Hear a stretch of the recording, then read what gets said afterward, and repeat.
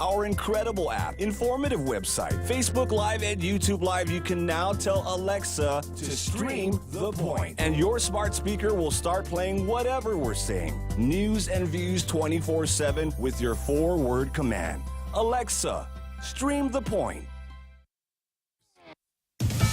Consumer prices in July stayed about the same as they were in June, according to the Commerce Department. That's still more than 8% higher than last July. But President Biden claiming that's zeroed out inflation. The way the White House calculates things, when prices are 8.5% higher than this time last year, that 8.5 actually could equal zero. That's when they compare it to last month, not the way most economists do it. Year over year, inflation's up 8.5%. That is more than wages are up, so effectively people have less money. But the month over month is what the White House wants to look at, and since gas prices have fallen since the last report, the inflation since June has been pretty flat. And even as the president claims inflation is 0% and his economic plan is working, he's also claiming Congress still needs to pass an inflation-fighting bill. Fox's Peter Ducey, the House scheduled to vote on what the Democrats are calling the Inflation Reduction Bill on Friday. A judge in Salt Lake City has rejected a request by the state of Utah to throw out a lawsuit challenging a state ban on transgender students who want to compete in youth sports. A third comeback attempt by the man who called himself America's sheriff has come up short. 90-year-old Joe Arpaio, the once powerful sheriff of Maricopa County, Arizona, had been running for mayor in the Phoenix suburb of Fountain Hills. His campaign shelled out about $160,000 for the effort. That was 6 times as much than his opponent, Ginny Dickey, had spent. But Arpaio was defeated. Now he's saying he's going to talk to an attorney about the idea of challenging the results. Arpaio was convicted of criminal contempt in 2017 for disobeying a judge's order to stop patrols that targeted migrants. He was later pardoned by then-President Trump. Jill Nato, Fox News. And I'm Jack Callahan. This is Fox News. There's still time to register for fall 2022 classes at the Guam Community College. Secure your seat by logging on to guamcc.edu or drop by the campus weekdays 8 to 5 and Saturdays 8 a.m. to 12 noon. The last day to register is Friday, August 12th. Get your future started at GCC Guam Community College, providing 45 years of student success by putting students first, mission always. Subway's Eat Fresh Refresh brings you the sequel to the Sweet Onion Chicken Teriyaki. Enjoy the new Sweet Onion Steak Teriyaki. Delight your taste buds with tender, juicy steak marinated in the tangy new Sweet Onion Teriyaki sauce and stacked high on toasted artisan Italian bread, topped with American cheese, green peppers, red onions, and drizzled with the tangy new Sweet Onion Teriyaki sauce. The new Sweet Onion Steak Teriyaki is the height of food craveability. Give in to your cravings at Subway. Eat fresh. Gas is expensive, so let the bank come to you. Through our remote deposit capture, you can deposit your checks into your account from your phone. And with our Dynamite Bank Pacific Visa debit card, you can use your money anytime, anywhere. It's the perfect combo. Now we're banking on the future. Services to choose. Bank Pacific, where others put branches, we place roots. Equal housing lender. Member FDIC. Crank it up. Welcome to Tall Tales with Bob Klitzkie, the only show on talk radio where common sense is a lot more common. Phone lines are now open at 888-TALK. That's 888-8255. And now, The Point proudly brings you Tall Tales with Senator Bob Klitzkie. A well-regulated militia being necessary to the security of a free state, the right of the people to keep and bear arms shall not be infringed. Let's show, there we go. Yeah, and I'm holding it kind of straight to I love the Constitution. So that's what the show's all.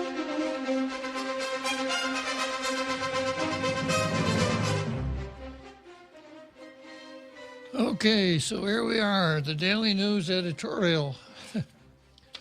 You know, plagiarism,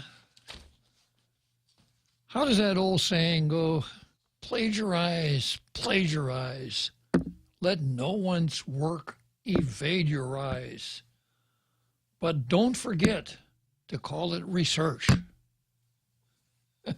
So here we are today. The Daily News says it's our view. It takes a village to raise a child. What a clever sentence. What a clever line. Wrong. Wow, you know, the person who writes headlines for the Daily News is wasting his time on a jerkwater town like this, writing for a jerkwater newspaper like the Daily News. He ought to be in D.C. or New York or London or something like that, turning phrases like that. Have you ever heard anything like that before, Jose? I feel very inspired. This is transformative. It is. But isn't that what Hillary Clinton said when she ran for president in 2016? Yes. Yeah. That's right. It takes a village to raise a child. But did this editor wear a pantsuit while she wrote it? That's really important. Yeah. If she weren't wearing a pantsuit when she wrote, then it's probably not plagiarism. It could be safe. Yeah. Yeah. Yeah, it takes a village to raise a child. And, of course, if you know a little bit about Hillary Clinton, you know exactly what she means when she says that. I know what it meant when I was a kid. Because in small town America, kids had to be on their best behavior. Because you could be 7 blocks from your own house, you know, and if you're throwing snowballs at somebody's barn window, your mom is going to know about it in about 2 seconds after that snowball leaves your hands. Because Mrs. Crotchety is going to be calling your mom and saying, I just saw Bobby out there throwing snowballs at somebody's barn window. That's what it used to mean, that everybody watched out for everybody else. Everybody looked out for everybody else's kids. Oh, Ruth, you know, I hate to bother you, but, you know, Bobby was riding his bike and he fell down. It was a really bad fall, and I think he skinned up his arm kind of bad. Maybe you want to come and pick him up? That was what... I heard it's called the Pua Network here on Guam. Yeah. But when Hillary Clinton says it takes a village to raise every child, what she means is first thing you do is you get the parents out of the picture.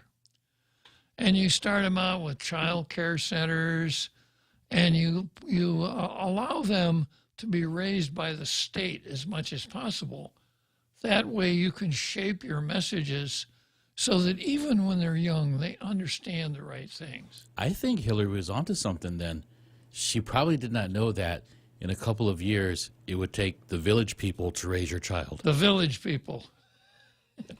These school boards. Yeah. Well, and, you know, if you do a little reading into Marxism and some of the theory there, you know, the uninitiated think that Marxism is just an economic system. Or maybe an economic and a political system, but it goes way beyond that, because the ultimate goal of Marxism is what they call the socialist man. They are intent on changing human nature so that all of the aggressive, profit-making aspects of human nature, the desire for success, prosperity, a good life, would be beaten out of people and are taken out of them, and they would understand that it's the collective that really counts, not the individual. Individual rights must be sacrificed for the good of the collective. And that's what they mean when they say it takes a village to raise a child. Certainly not the parents or the grandparents or the godparents or the neighbors or anything like that. It means the state. The collective. The collective. Yeah, so I'm not going to waste any time on this, because it just, as usual, it says absolutely nothing. We got some really pressing matters going on in the government. We have all these headlines touting crime and other debauchery going on in our community, and this is our view. Exactly. This is important. This is top of the line stuff. This is really important. Yeah. We have all of the shenanigans going on in the government. It's just, yeah. Well, you know, it's been a little rainy today, but it is the rainy season. Okay. Well, the interesting thing about the editorial kind of lays the foundation for what I'm going to read into the editorial section of the paper next. Of course, Post doesn't do editorials, so this is when I find something else to read in an editorial, I'll substitute it in for where the post ought to be. And if this were on the card, it would be Harvey Egna versus Jerry Nadler. Now, you remember what Jerry Nadler's nickname is, right, Jose? Whenever he spoke, we said, "Go Nads." Yeah, his nickname is Nads. So his cheering section's out there in the front row seats hollering, "Go Nads, go Nads." Yeah. So it's Harvey versus Jerry Nads Nadler. And this is what Harvey says in his letter to the editor. In the last week, I was pained to read about multiple sex-related crimes perpetrated against 13-year-old girls. But this is not anything new. Over the past couple years, this type of crime seems to have become the norm rather than the exception. It's not unusual to read about 2 or 3 of these crimes committed a day. Three rapes of 13-year-olds a day? I know things are kind of bad, but I don't know if it's that bad. Young victims are no doubt affected physically and mentally long after the actual crime has been committed. It's clear that we need stronger action to discourage these horrible crimes against our neighbors, granddaughters, sisters, cousins, and nieces. So Harvey's going to kind of set himself up here. Harvey, vote for Harvey. Harvey's tough on crime, right? And he starts out by saying, first of all, we need to revisit and implement the deportation policies implemented by Governor Eddie Calvo. Well, that's the last thing we need to do. Because this is what people forgot, and I explained exactly how this worked at the time it was going on. We had people who were aliens, that is, not citizens of the United States, people who were habitual residents in the United States coming from places like the Federated States of Micronesia, who had committed crimes and found themselves sentenced and serving as inmates in the Department of Corrections. Well, Eddie Calvo came up with a program where he would conditionally parole people on the condition that he would fly them back to the FSM on the condition that if they ever came back to Guam, their parole would be revoked and they would be tossed back in the pokey to serve the rest of their crimes. Now, we don't know how well it's worked because as far as I know, we haven't caught anybody coming back. Doesn't mean they haven't come back. It just means that we haven't caught anybody. What the constitutionality would be, et cetera, is an open question right now. But I think maybe this happened about 3 times, and then I think the governor finally figured out how deportation works. So what Governor Calvo did was not deportation. It was a voluntary departure from Guam under a condition of parole. Now, deportation works like this.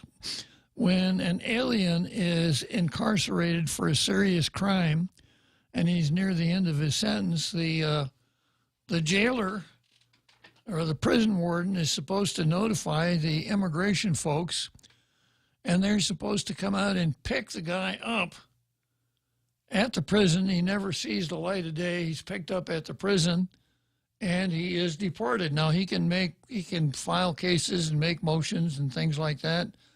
But as a general principle, anybody who finishes his sentence for a felony who's not a citizen is going to be deported, and the feds are going to do it. And if an alien is deported and he tries to come back, it's another crime, and he's even bigger trouble. So it works pretty well. And how much does it cost the government of Guam? It doesn't cost anything. What constitutional challenges are possible that have never been raised? None. We've been doing this ever since. And then there's another dimension. If a citizen of the FSM, as an example, commits a crime and he's sentenced to 10 years in the Guam prison, Guam Department of Corrections, and at the end of 10 years, he is deported back to the FSM, I think folks would say, well, he got what he deserved. It's kind of a Benetsu. But let's say that a citizen from the FSM commits a crime, and 6 years later, he gets a conditional parole and goes back to the FSM. Do we have a double standard there? Do we sentence people who are aliens to shorter terms in prison? Because they don't go from here to a prison in the FSM. They go from here to outside. So do we want to set up a system where there are two different standards, one standard for citizens and another standard for Micronesians?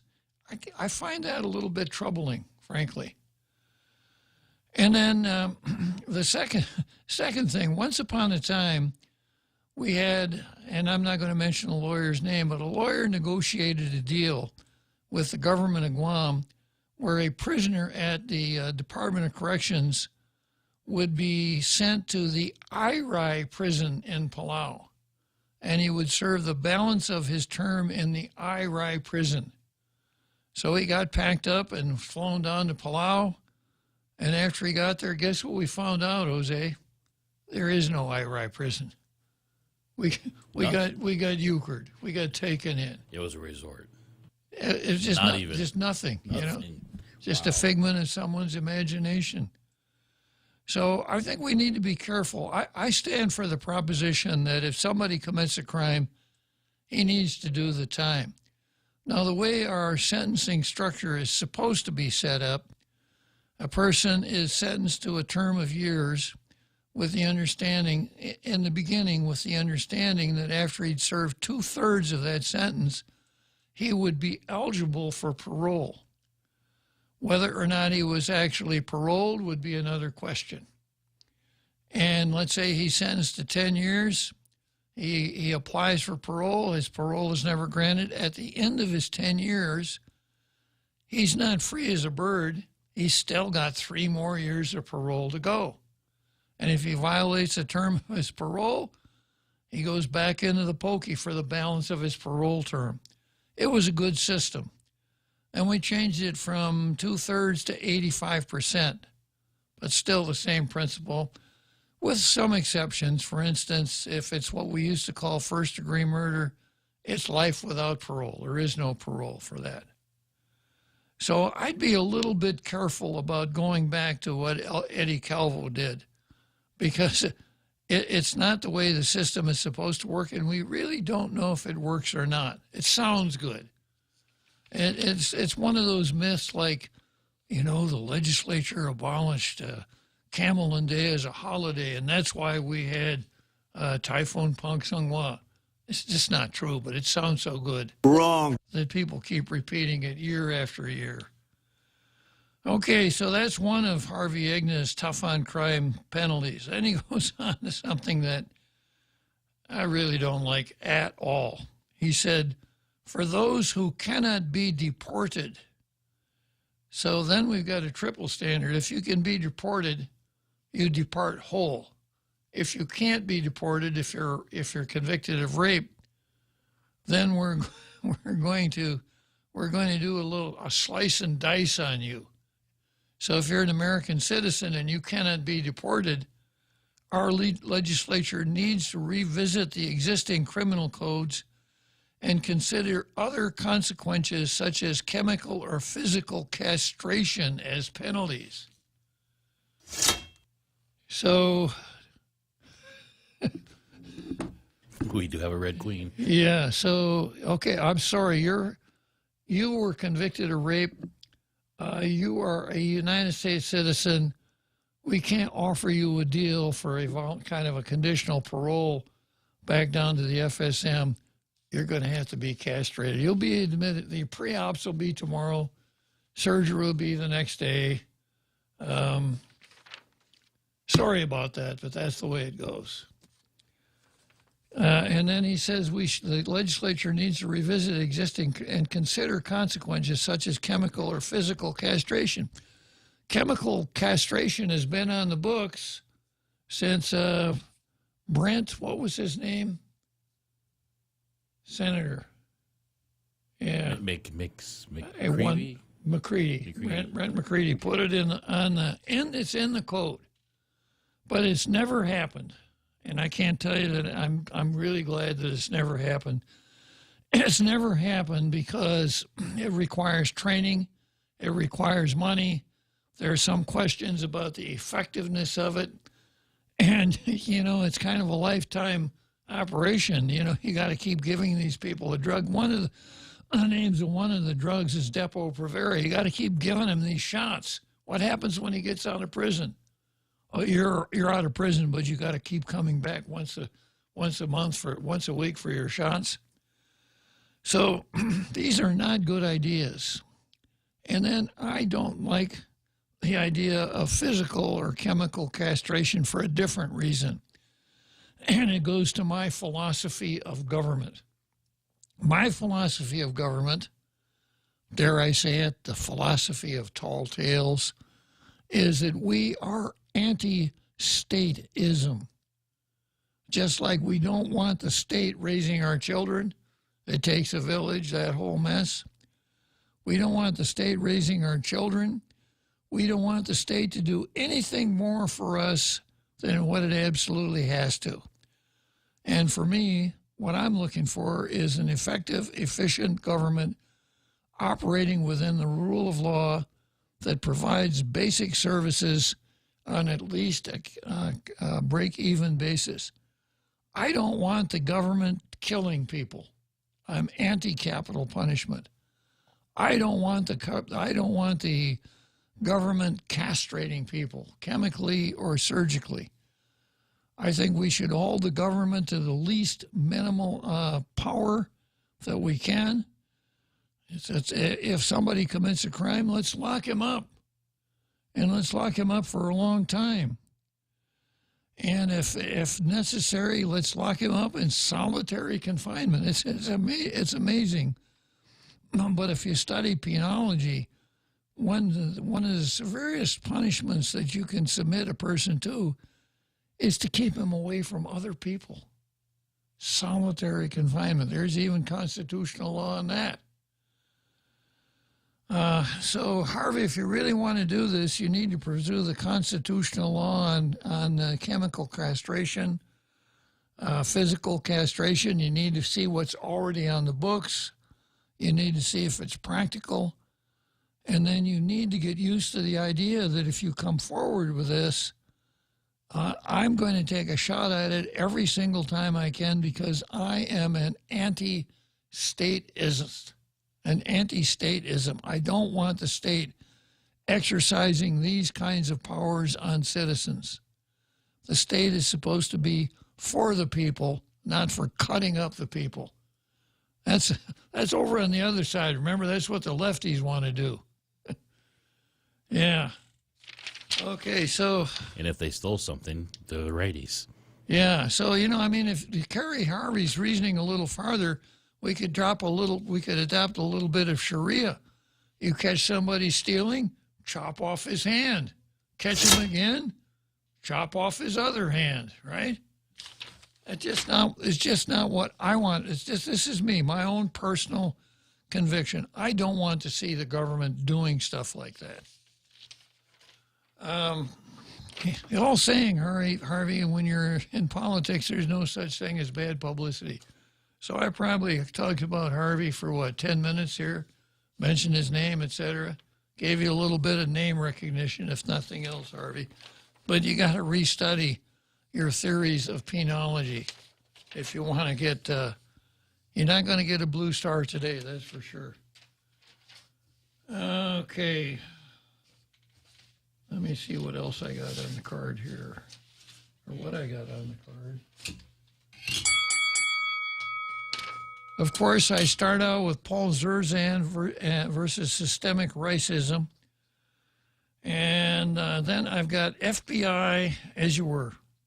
I've got the AFB versus the stranger. Can you put the stranger on the screen again, Jose? This guy here.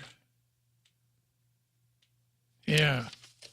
It's the guy between Nancy and Josh, standing in back behind Josh, the guy with a shaved head. Who is that guy, and why is he in that picture? You guys out there and you tailgaters aren't as curious as I thought you'd be. I thought you'd be running this down and posting names. Somebody said it's Nancy's son, but what's her name? Bonnie came along and said, no, it's not Nancy's son. Nancy's son's got a mustache. Couldn't be him. So, okay, so we want to find out who that is. I got that. Then I've got the FBI versus Trump, and Tello tells it. What? Yeah. And then I've got DeSantis versus Mind Virus, which I picked on yesterday. Gaslight versus Orange Rice. Justice Thomas versus Judicial Hocus Pocus. And I'll give you a teaser. You remember Justice Thomas said all of these cases that were based on substantial due process, we should take a look at them and overrule them. That would be same-sex marriage, contraception, sodomy, three cases that were decided based on substantive due process. And my Democrat friends are all chuckling, saying, yeah, you notice he didn't say anything about interracial marriage, did he? Ha, ha, ha, ha. And I'll get to that, and I'll tell you exactly why he didn't. And I've got some stuff that's been on the card for a while, that like WANPAT versus the majority and more red rice versus colonialism. But it's kind of a thin card today. I like to have mostly local items on the card. But when people, when I can't tell you who's doing what to whom, then the default goes to national news. So Paul Zerzan versus systemic racism. I think everyone's pretty much familiar with the analogy here. If you think that the rice is red, you're going with the initiative, with the narrative. If you say no, that rice ain't red, it's always been orange, that's the truth. You may have to pay heavily for that. Then I go from there to the public law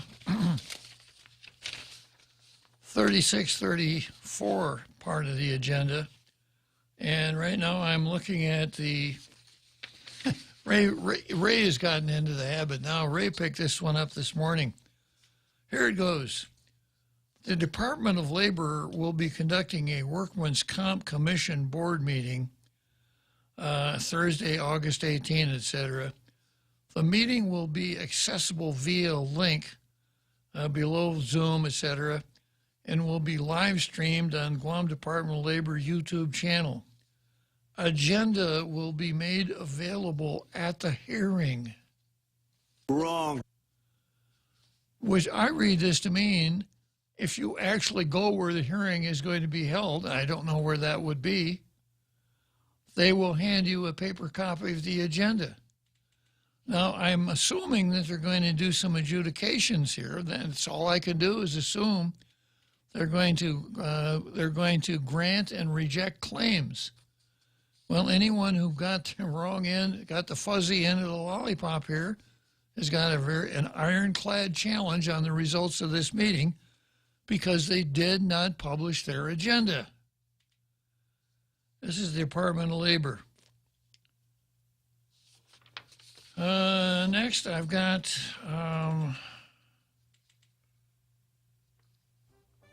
what is it here? Yeah, the HRRA, Hagatnia Redevelopment or something or other administration, right?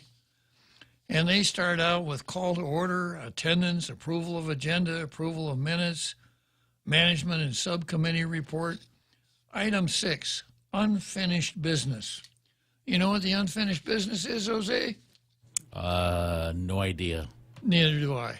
I don't know either because it doesn't tell you, which makes, once again, voids the whole thing. And then yesterday I read this one, and it's so intriguing. I'm going to read it again, and I really hope that Troy picks up on this since, he did a nice story on they said editorial on the Bank of Guam. This is item 10B on Gita's next meeting, which will be Thursday, August 18. And it goes like this: ratification of Resolution 2219 relative to ratifying action taken at prior board meetings from July 2022 relevant to waiver of notice and consent to take action by unanimous consent relative to approving the section of the Bank of Guam, selection of Bank of Guam as the financier for RFP 22-001 and taking related actions. Too many ratifications and relatives in there. Wait, what? And I went through and parsed it yesterday. None of it sounds good to me. It sounds like they didn't do something they should have. Sounds like they're trying to do something they shouldn't, an agreement in lieu of minutes, and then they didn't perfect their ability to even do that. So they've got a double whammy here to go back and try to make it all right now. And Sounds like it was written by Kamala Harris. Yeah, it looks like it's a classic word salad. Word salad. Yeah, with some high-powered words, a lot of olives in there, black olives, high-powered words thrown in there. So I hope somebody picks this one up and runs with it, because it just doesn't look right to me. I don't know what the financier for RFP 22-01 is, but I got a feeling it's something I'm not going to like. All right, so then we go to DeSantis and the mind virus. Let's take a short break first.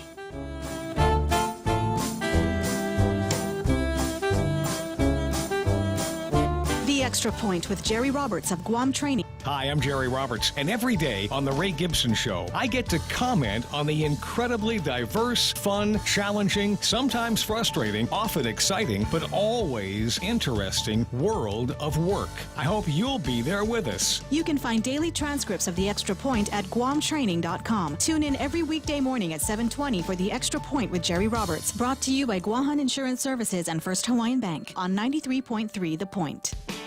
Are you looking for a new place to hang out with your friends? Let's go along the sidelines at Sidelines Bar and Grill. Located at 154 Iriarte Road, Unit 4 and 5 in Tamuning behind Royal Bigs. Sidelines, a hidden gem with nothing but great things to offer. Great atmosphere, great food, top shelf drinks, and a great team. What are we waiting for? Let the fun begin at Sidelines Bar and Grill. Open daily from 3 p.m. to 2 a.m. See you there.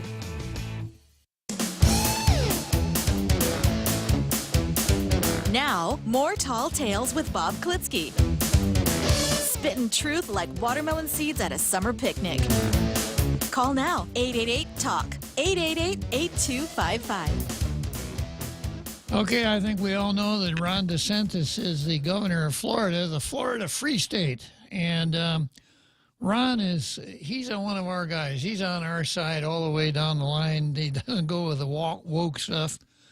And this is what he said in his letter that he wrote to me. It starts out, Robert, you don't need me to tell you that our country is heading down a dangerous path. The Democrat machine is infecting our nation from the inside out.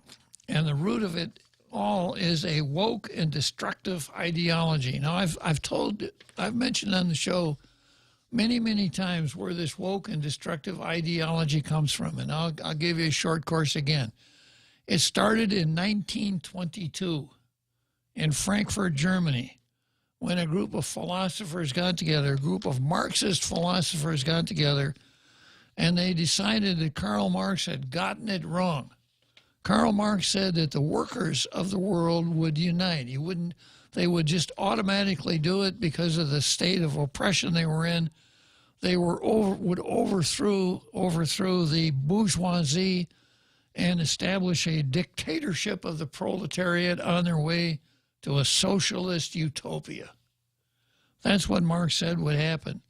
Well, after World War I, people who were watching figured that's not going to happen because German workers in the German army could kill French workers in the French army with carefree abandon. Workers of the world did not unite. They fought for their countries. So the Frankfurt School guys decided we can't do it that way. We've got to do a different way. We've got to undermine the institutions of the West.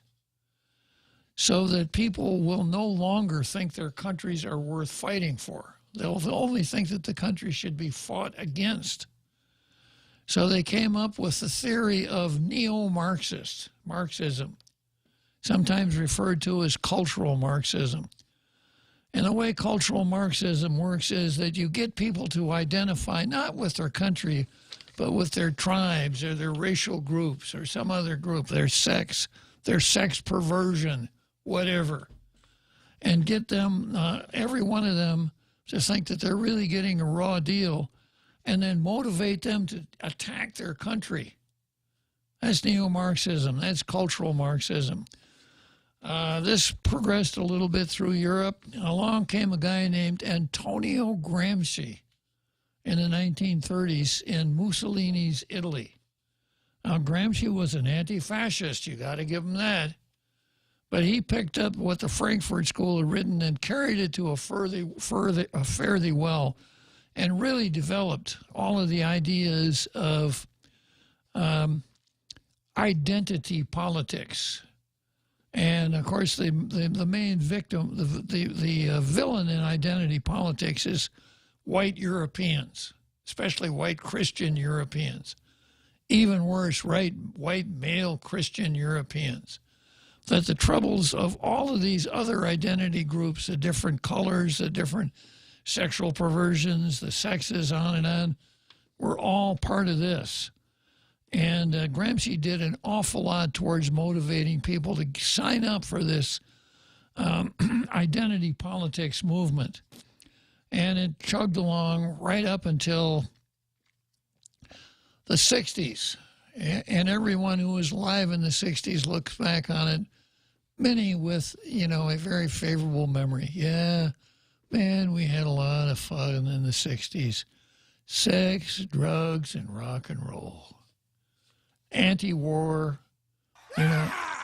anti-establishment, where the students took over the administrations of the universities, made the administrators eat crow in public or something even more despicable than that. It was a wild time, and America just threw off all of its traditions, just threw them away. And one of the sayings during that time, the three heroes of the era were Marx, Mao, and Marcuse. A guy named Herbert Marcuse, who was one of the original Frankfurt School back in 1922, came back and got a professorship at Columbia, worked at Berkeley for a while, and he was right out there leading the charge in all of this student radicalism, where everybody thought, it's really cool to go in and invade the administration of the school with our list of demands and make them do this, that, or the other thing. That was the 60s. The 60s lasted into the 70s. Much of the 60s was based on anti-Vietnam War, where young folks we still had selective service on the draft. Young folks were drafted against their will. They were sent off to places like Fort Lost in the Woods, Missouri, and other Army bases where they were made into soldiers against their will, the draft. Now, a lot of people escaped the draft because there was a deferment for college kids. But the college kids felt guilty. The ones that got the deferments, they felt guilty because, they had embarked a little bit of Marxism themselves. And they thought, geez, these guys, the proletariat, are the guys that get drafted, and here we are back here at the university. So in order to avoid cognitive dissonance, they had to raise a lot of hell about the draft. And they had rallies where they do symbolic things like burning their draft cards, burning their underclothes, burning their unmentionables, etc. Yeah, and chanting slogans like, hell no, we won't go, or hey, LBJ, how many kids did you kill today? Well, once you start turning people against your country, it's called oikophobia, hate for your own country. Yeah, once you turn it on, you can't turn it off that easily. So we had a whole generation of kids that were exposed to icophobia. And by the way, the 60s ended in February of 1973. You know what caused the 60s to end, Jose? The thing that caused the 60s to end was Nixon ended the draft. You know, once there was no more draft, the demonstrations were over. So this was, you know, when the kids had said, hell no, we won't go, were the ones who were really telling the truth. That's what it was about. But anyhow, the point is, once you turn it off, you can't turn it off easily. So now some of the survivors of the 60s and a lot of their children are now running the country. Classic example, Mayor Pete from the city of South Bend, Indiana. I call him Pete Buttigieg. I'm not going to go through that long. You know, if he can't have a good American name like Klitzkie, the hell with him. Yeah, well, Pete Buttigieg's dad taught at Notre Dame, and his subject matter expertise was neo-Marxism. Now, you know, the old saying is the apple doesn't fall far from the tree. I got a feeling in Mayor Pete's case, it's the horse apple that doesn't fall far from the horse, but that's another story. So, you know, through all of this conditioning that started 100 years ago, that's where we are now. The hagiography of George Floyd really brought it out of the closet because it's been there, it's been festering. Black Lives Matter started at least, 11 years or so ago? 10 years ago. Classic cultural Marxism. And there, you know, Lenin was credited with creating the term useful idiots. And Lenin said that the liberals in the United States who embraced Marxist theory were useful idiots. They didn't know what the hell they were doing, but they were useful to the CPUSA, the Communist Party of the United States. So a lot of useful idiots got swept up in the whole cultural Marxist thing as part of the hagiography of George Floyd, St. George, a man who had 5 children, some of whom he actually supported, who was busted trying to pass counterfeit money for his friend who couldn't go in to pass it because his friend was on pretrial release and didn't want to get busted, was under the influence of every drug but castor oil.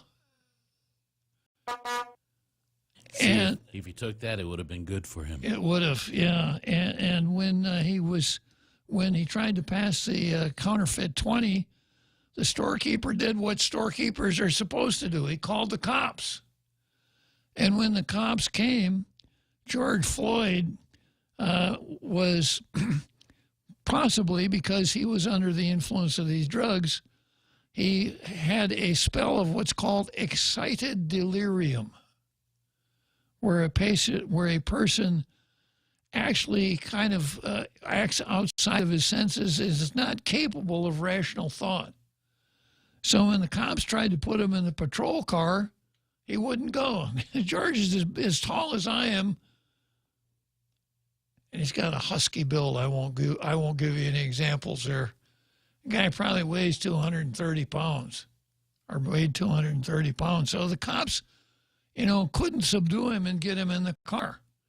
So they put him on the ground. Now, if you look at Minneapolis police procedures, which were available online during all this time, police are advised to treat excited delirium by putting the arrestee on the ground and demobilizing him by putting a knee on his neck and to call for medical assistance, which is exactly what the cops did.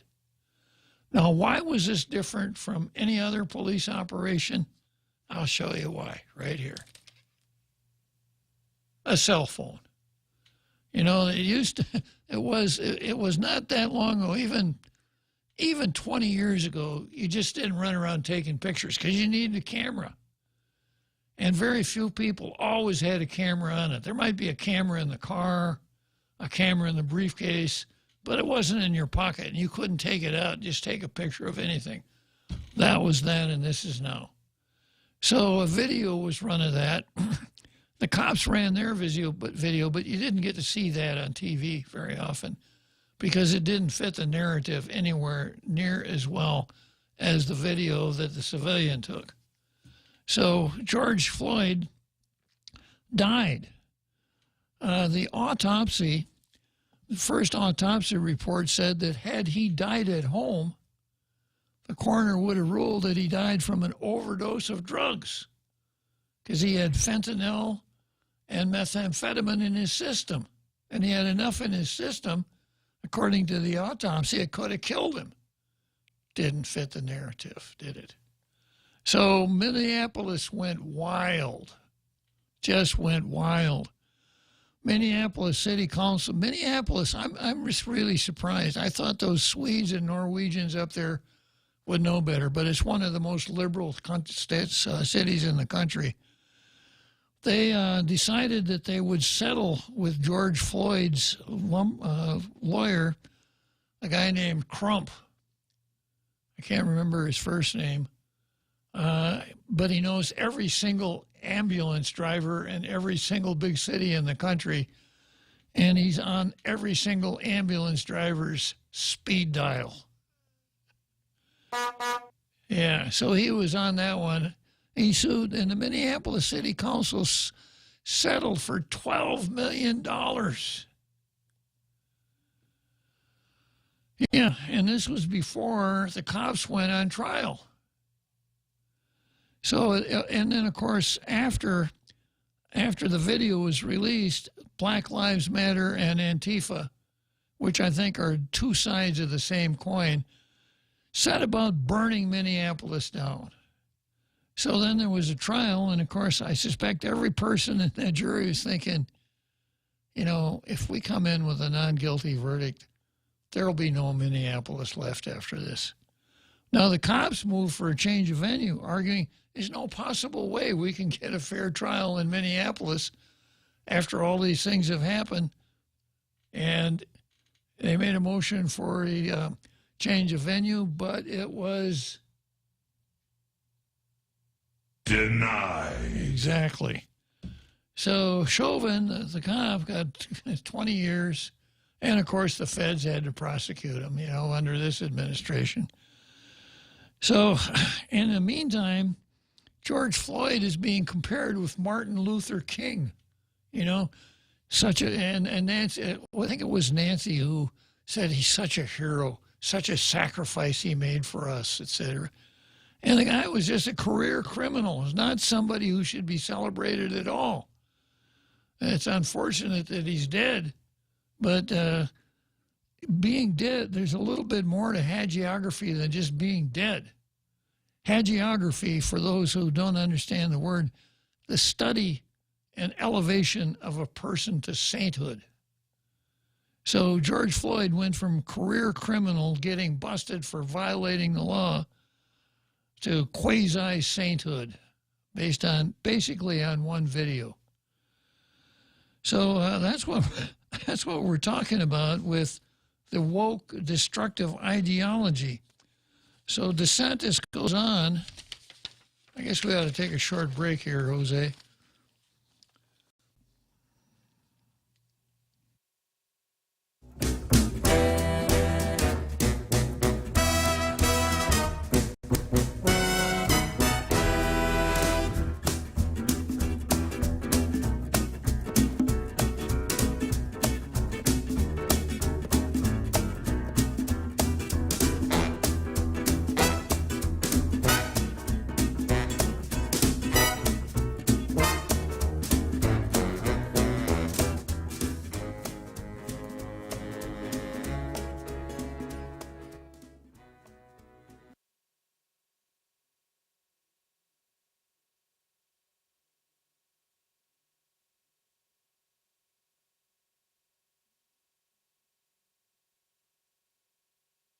Try Guam's original Chamorro restaurant with Pica's best 5 years running. Mezcla Chamorro Fusion Bistro. Experience Chef Peter's candied salmon over scallion coconut rice, octopus tenactac, Chamorro platter, and their award-winning gourmet hamburgers. Or if you're looking for something healthy, try their keto-friendly menu. Come and enjoy Mezcla's half-a-day service at their Hagåtña and Grand Plaza Tumon location. Call their Hagåtña location at 479-2652 for reservations. The Super American Circus is here, and Circle K is giving away free Circus Kids tickets. Drop by your closest Circle K location and get up to 4 tickets absolutely free. So come one, come all, and enjoy free tickets to the greatest show on Island today.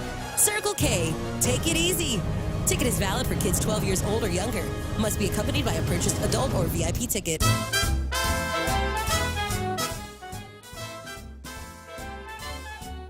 Okay, well, I'm going to go to line 1 and see what happens. Is that what you want me to do? No, we had to play those spots. There Oh, was a mix-up okay. in I there. got it. Sorry All right. about it. All right, you weren't finished with a commercial. No.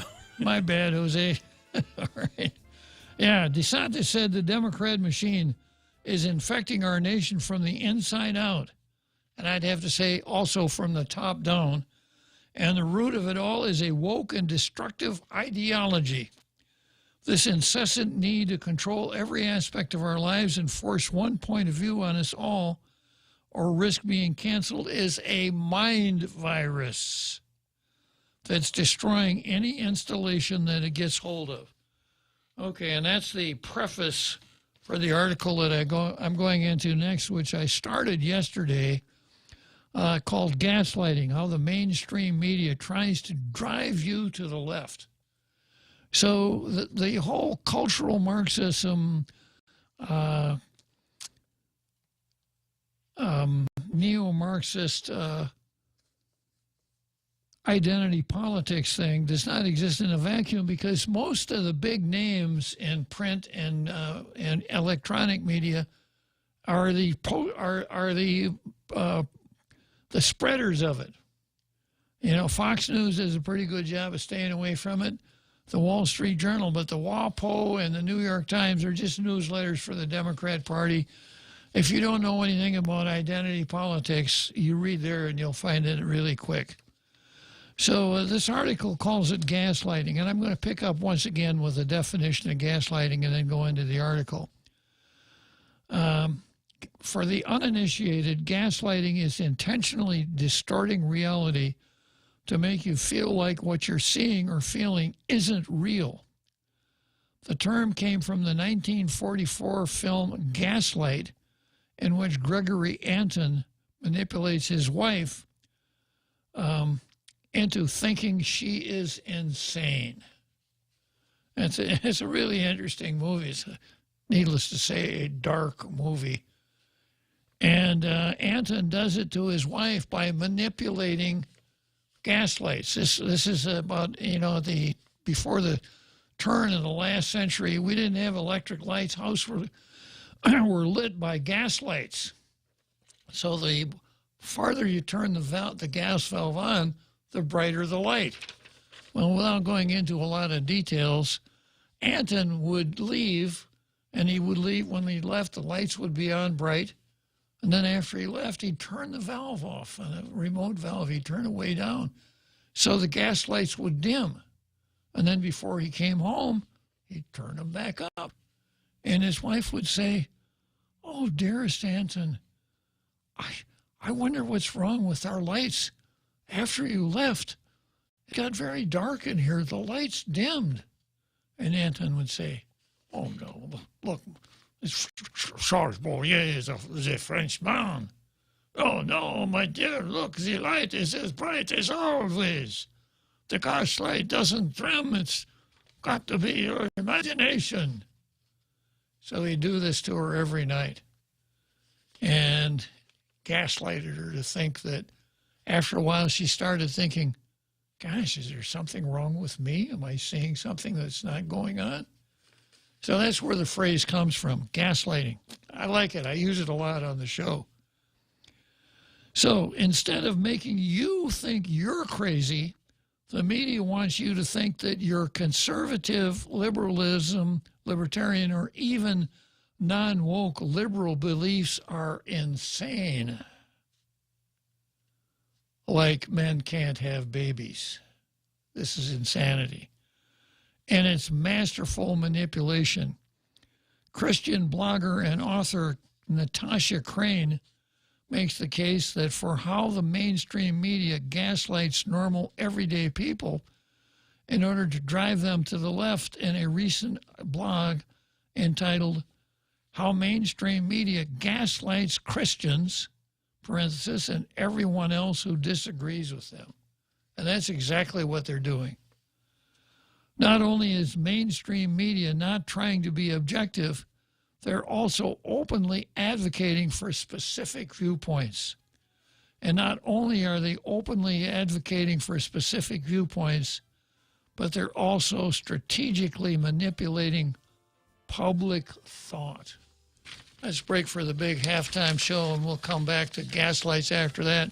In the meantime, take a look at these sharp new T-shirts that you're going to be able to buy in the really near future.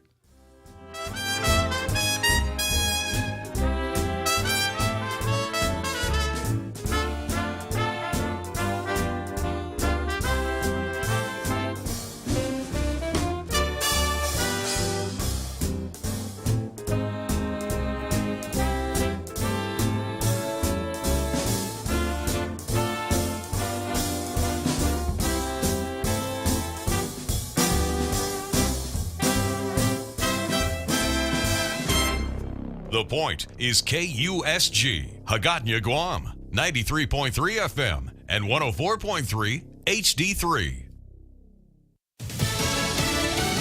Reports of a Mar-a-Lago mole. I'm Jack Callahan, Fox News. Newsweek reports a confidential source inside former President Trump's Florida resort told the FBI where to search and when in advance of Monday's raid. Lindsay Halligan, an attorney for the former president, says agents refused to allow her to watch what they were doing or see what they were taking. They had unfettered access to the property. They looked at God knows what in there and did God knows what in there. We have no idea. What the FBI did was an appalling display of abuse of power. The Wall Street Journal agrees, condemning the raid in an editorial, calling the raid dangerous and not a moment for anyone to cheer. A federal magistrate has ordered the Justice Department to respond to a motion filed by the New York Times, the Albany Times Union, and the group Judicial Watch to unseal the warrants. Former President Trump declined to answer questions in a court-ordered deposition Wednesday in the civil investigation by the New York State Attorney General's office into his family's business dealings. Firefighters in Memphis, 4 of them in critical condition after their fire engine collided with a pickup truck on a rain-soaked street Wednesday night and flipped on its side. A person in the pickup also critical. Near the Ohio-Indiana border, a police officer has been shot and critically wounded. Richmond, Indiana officer Sierra Butler shot during a traffic stop. Her police chief, Michael Britt, says his department is pulling together like family. My entire department came in regardless of what they were doing in support of their injured officer and to support each other. Officer Butler, a 4-year veteran of the force, engaged to be married next weekend. The suspect was also shot. A suburban Los Angeles police officer has been shot in the face in Arcadia. He's reported to be in stable condition after barricading himself for hours. The suspect has now been taken into custody. America is listening to Fox News. Half a day. This is Clara Manglona from Security Title. A power of attorney can be a useful tool in a real estate transaction, but if abused, it can result in devastating loss. Choosing your representative should be done with the utmost care and should be very specific about the powers being granted. To mitigate loss, the team at Security Title confirms with the owner prior to using a power of attorney to sell the property. Each transaction is unique. Let the professionals at Security Title use our experience to facilitate a secure closing. We are here to help. Gas is expensive, so let the bank come to you. Through our remote deposit capture, you can deposit your checks into your account from your phone. And with our Dynamite Bank Pacific Visa debit card, you can use your money anytime, anywhere. It's the perfect combo. Now we're banking on the future. Services to choose. Bank Pacific, where others put branches, we place roots. Equal housing lender. Member FDIC. Crank it up. The fallout over House Speaker Nancy Pelosi's visit to Taiwan continues. A week after Speaker Pelosi's visit to Taiwan, tensions remain high. Taiwan held live-fire military drills Tuesday in response to the 300-plus warplanes China has launched near Taiwan in the past week. China's Eastern Theater Command announced it would extend its own drills. While no Chinese warplanes technically crossed into Taiwan's airspace during the past week, Chinese warships are still lurking near Taiwan. Pelosi and the delegation of Democrats who traveled with her said China would have carried out war games to intimidate Taiwan, whether they had gone or not.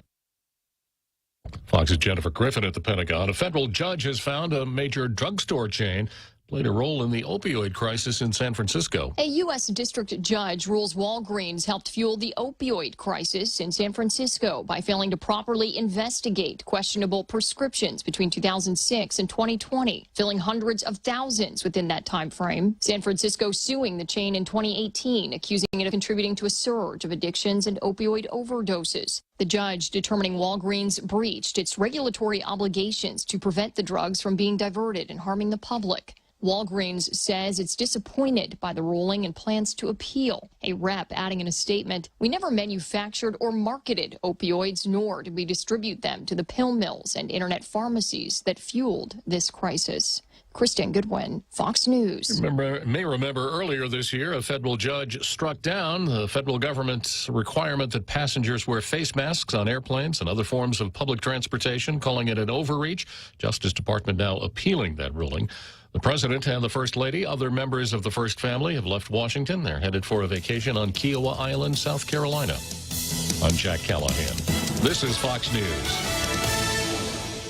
Come try Guam's original Chamorro restaurant with Pica's best 5 years running. Mezcla Chamorro Fusion Bistro. Experience Chef Peter's candied salmon over scallion coconut rice, octopus to naktak, Chamorro platter, and their award-winning gourmet hamburgers. Or if you're looking for something healthy, try their keto-friendly menu. Come and enjoy Mezcla's half-a-day service at their Hagåtña and Grand Plaza Tumon location. Call their Hagåtña location at 479-2652 for reservations.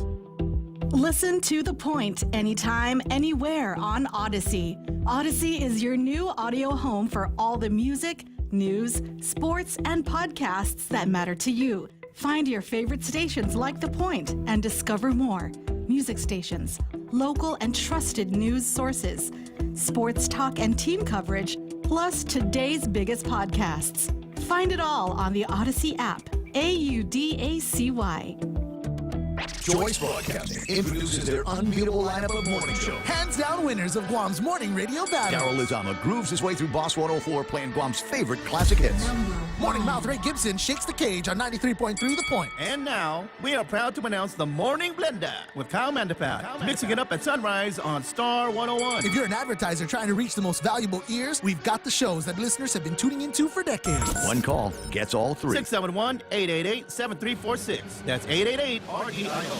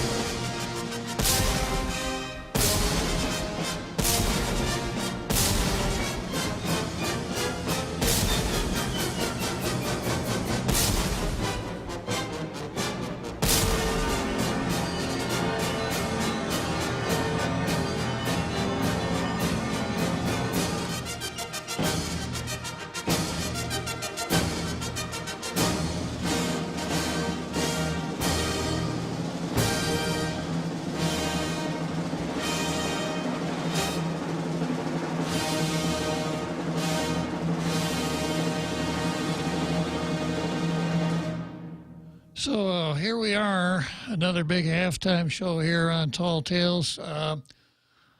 During the halftime show, you saw the advertisement for the T-shirts that we're going to be selling here pretty quick. But, Jose, I don't know how well our advertising campaign is working right now, because I've had several people email me and call me up and say, I'm not interested in the T-shirt, Bob, but where can I get the beard? That's a limited edition release. Okay. Well, maybe if a person... And only one was made. Only one was made. That's one of a kind. All right. Okay, I'm going to read something from Bonnie Suba here, and then I'm going to put this on hold for a minute because I've got, let's see, I've got another Joe on the line. He wants to talk police reform. I'll let another Joe in and then finish up on the mind virus after I read Bonnie's email. Bonnie, as I recall, has told us that she used to be a police officer in Portland. And this is what Bonnie said. Floyd's case was the open door for all BMN protests to include Portland. BLM and Antifa went on a rampage for days and nights. And once the mayor joins BLM and kneels before them, and the Portland police also kneels before the BLM in other words, they surrendered to the mayhem and allowed it. No one was arrested for any of it. I quit my job with Portland in August of 2020 because of all that chaos. Same thing happened in Seattle. The mayor took the side of BLM and allowed them to take the East Precinct and provided food and power, all because they didn't want to be called racist. Boo! Yeah, so there you go. I mean, somebody was there and saw it come down. And there was an exodus of quite a few officers. Absolutely, absolutely. And they, they attacked the U.S. courthouse in Portland. It's really, really bad stuff. So, but of course, the key word is racist. The Insular case, they're racist. That's end of story. Okay, I'm going to give another Joe a chance here to make his point, and then I'm going to finish up on mind virus. Go ahead, another Joe. Earth to another Joe. Are you there, another Joe? I am here, Club. Yeah, can you hear me? Loud and clear. Okay, go ahead, another Joe. So I think the senator from, I forget which Carolina state or Southeast state, Tim Scott, Republican Tim Scott, was working on police reform before a lot of these things were occurring, these, the riots and the George Floyd incident.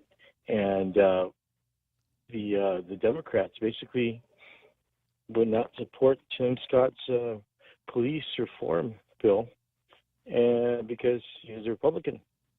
So, and then they introduced their own version of it. So it's really about partisan politics, and they're willing to let cities burn and people die to keep control. They're in like survival mode. Like right now, what they're doing with searching private property of a former president. They're doing everything they can do, and they're justified because they're Democrats, and no one else is. Republicans would not get away with doing what they're doing, and including with the media. So, like I said, they're making it about racism with George Floyd, and they're not looking at all the issues. I think Tim Scott, and they looked at police reform, I think they would have possibly addressed the issue of putting a knee on a man's neck, maybe possibly change that. But these following. Hang on a second. Because they would have changed that because why? Heard guys like Sean Hannity saying that he's involved in martial arts, and he said it was a really bad policy to be putting a knee on a man's neck to immobilize him. And I haven't done it. And but it's part of the policy, so they, it's something they need to look at and have an alternative possibly, because he's a big guy. But and I want to go back to something else you said. It's about racism, and of course, if you understand critical race theory, everything is about racism. It doesn't make any difference what the subject is. It's always about racism. And that's part of this gaslighting process. They want to make you think, you know, as an example, if a white police officer shoots a person who is a black person, there's only one explanation for that. The fact that the black guy had a gun and was aiming it at the white police officer has nothing to do with it. It's racism. Everything is racism. Everything must be sorted by racism. And that's exactly what happened with the whole George Floyd thing. If it had been me instead of George Floyd, nobody would have cared. No, they probably wouldn't have even taken the video with a phone. Who cares, right? But when you got a white police officer with his knee on the neck of a black person, oh man, that's racism. Even if George Floyd had been able to get up and go home, it still would have been racism.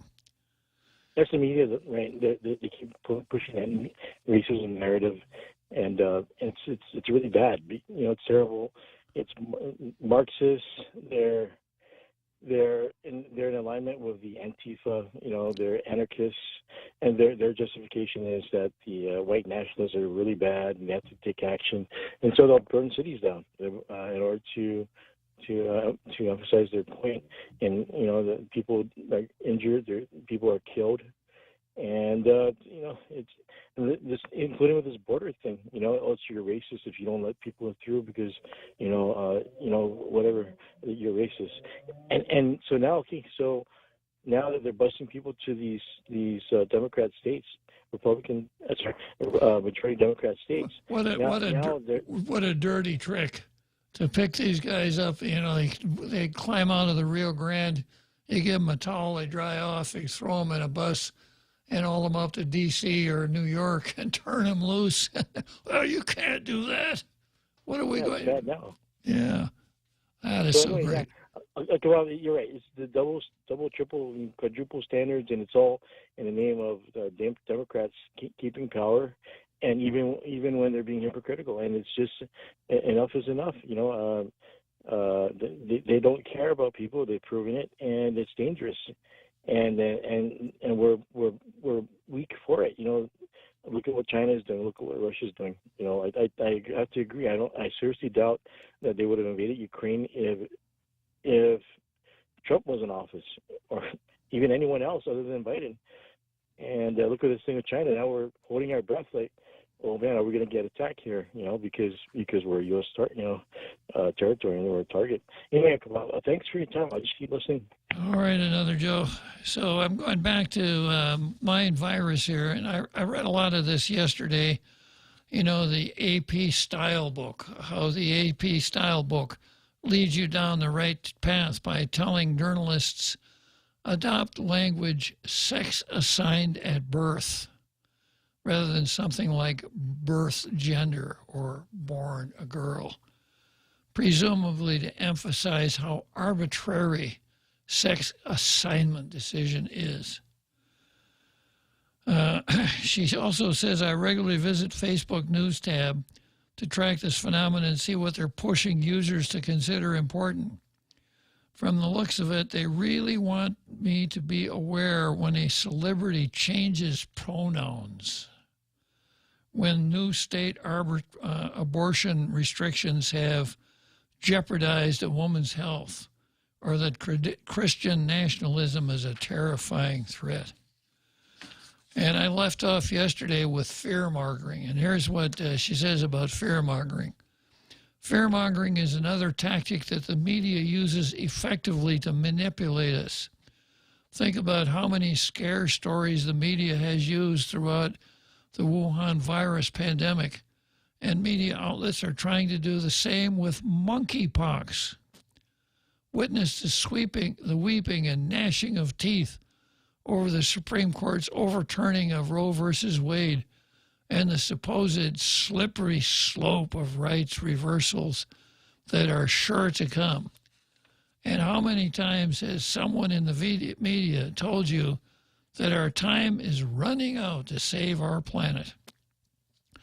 The way the media reports on these issues and more like them is strategy to whip readers and viewers into a frenzy. We must do something, they breathlessly intone. And many people fall in line and watch their far-left solutions to problems that aren't really emergencies. The media also loves to drag out people who claim to be conservatives or Christians but support their policies. Whether they trot out a left-leaning pastor or fake conservative, it's all part of the plan to paint left-wing doctrine as perfectly normal and mainstream. I'm going to chime in here. You know, I think that's exactly right, because I know some lefties. I've got some lefty friends, but man, it's getting really, really hard. You know? I'm sorry. Yeah, it's getting really hard. And my analysis from talking with them is this. I'm a conservative. I'm on the right. Others are left. They are not conservatives. They used to be liberals, but they made such a bad mess out of the word liberal that now they call themselves progressives. And they like a lot of stuff that I really don't like.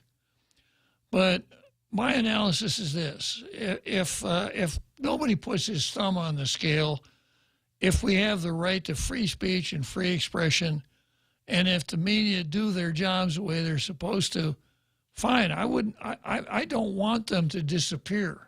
That's not my goal. I just want to be able to have the opportunity to address them and their silliness, secure in the idea that people who use their heads are going to be able to sort it out and reach the right conclusions. That's not the way the left sees it. The left does not see itself as the left. The left sees itself as what's normal and what's correct. And having that view, then folks over on the right are obviously abnormal and incorrect. Well, the right could tolerate the left, perhaps even see some benefit in it, you know. It's going back to Daryl Taggarty's and his scissors. The legislature should be like a pair of scissors, two sharp blades operating in opposition to one another. You know, healthy, inspired discussion brings out the best in people and helps them come up with their best ideas. So I wouldn't want to see the left go away.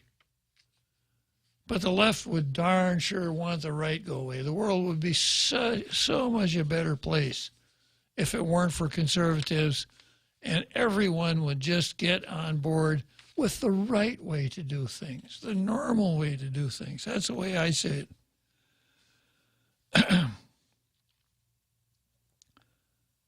Yeah, it's all part of the left-wing doctrine doctrine is perfectly normal and mainstream. So what can we do? Be careful about what you consume.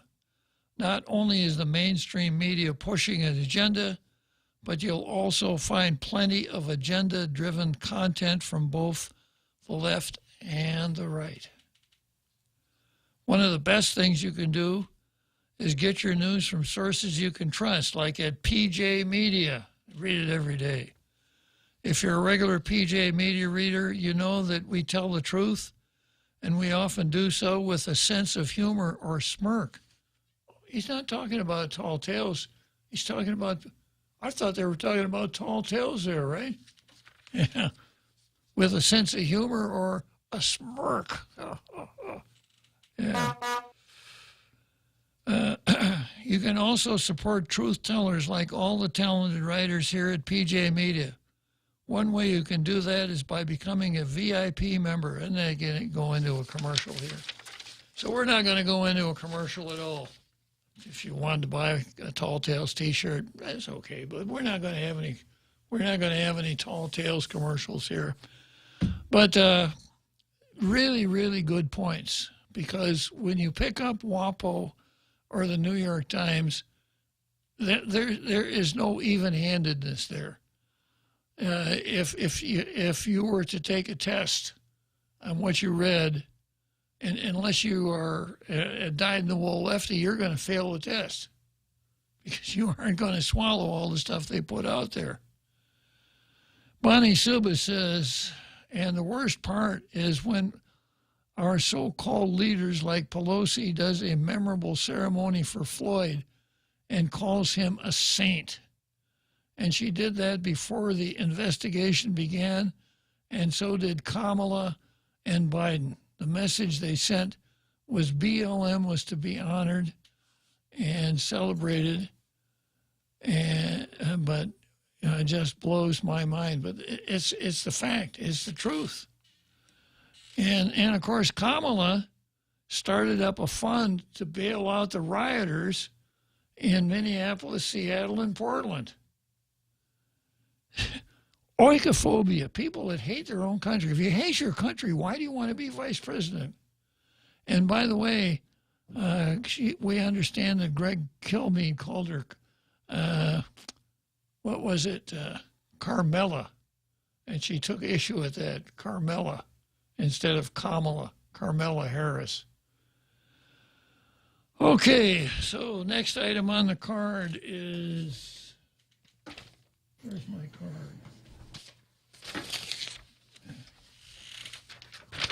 I think next item on the card is going to be a trip to Wrigley Field, Jose. Are you looking for a new place to hang out with your friends? Let's go along the sidelines at Sidelines Bar and Grill. Located at 154 Iriarty Road, Unit 4 and 5 in Tamuning behind Royal Bigs. Sidelines, a hidden gem with nothing but great things to offer. Great atmosphere, great food, top shelf drinks, and a great team. What are we waiting for? Let the fun begin at Sidelines Bar and Grill. Open daily from 3 p.m. to 2 a.m. See you there. The Extra Point with Jerry Roberts of Guam Training. Hi, I'm Jerry Roberts, and every day on The Ray Gibson Show, I get to comment on the incredibly diverse, fun, challenging, sometimes frustrating, often exciting, but always interesting world of work. I hope you'll be there with us. You can find daily transcripts of The Extra Point at guamtraining.com. Tune in every weekday morning at 7:20 for The Extra Point with Jerry Roberts. Brought to you by Guahan Insurance Services and First Hawaiian Bank on 93.3 The Point.